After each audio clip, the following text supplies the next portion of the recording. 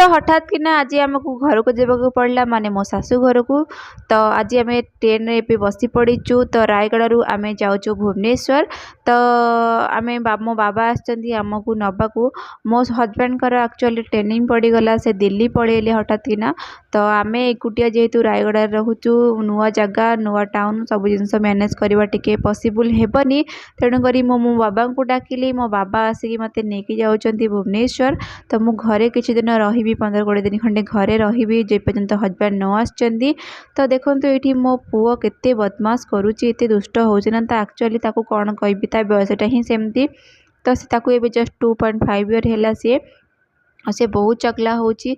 ताकू ट्रेन में मैनेज करके आनिबा बहुत कष्ट। ताकू मैनेज करके आनिबार क्रेडिट जाउची मो बाबा को। से एक्चुअली ताको बहुत भल भाव में मैनेज करके आनी पारिचंती। कहीं ना मो बाबा बिना ये जर्नी बिल्कुल भी संभव नथिला। मु बहुत जगह शुणी कि माँ बिना माँ हवा बहुत कष्ट। एक्चुअली मु भी मानुची माँ बिना माँ हवा बहुत कष्ट। कहीं मु भी मोर 2टा छुआ को पाली एकुटिया मु जानी बहुत कष्ट। किंतु घरे जमती जहाँ मैनेज हो जाए कुआडे बाहर को गले ना मु एक्चुअली मैनेज करि पारेनी। तो मो झीर भी बांती होची। तो तेणुक ताकू भी मो बाबा रखिंट मो पुआ भी बदमाशी करुच्ची। तो ताकू भी मो बाबा रखिंट से केतेबेले कौन जड़ी जाऊँगी केते कौटी हाथ मारिदे केते क्या बाड़े दूसरी कौन कि भी से करुच्ची।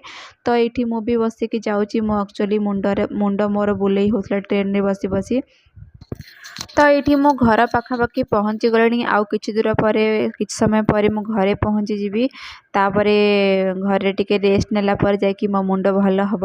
ये देखो प्रिंसु केमती अजा को। तो आग को आपण माने गाँव भिडियो देखिए नुआ अपडेट सब्सक्राइब करेंगे लाइक करेंगे शेयर करेंगे।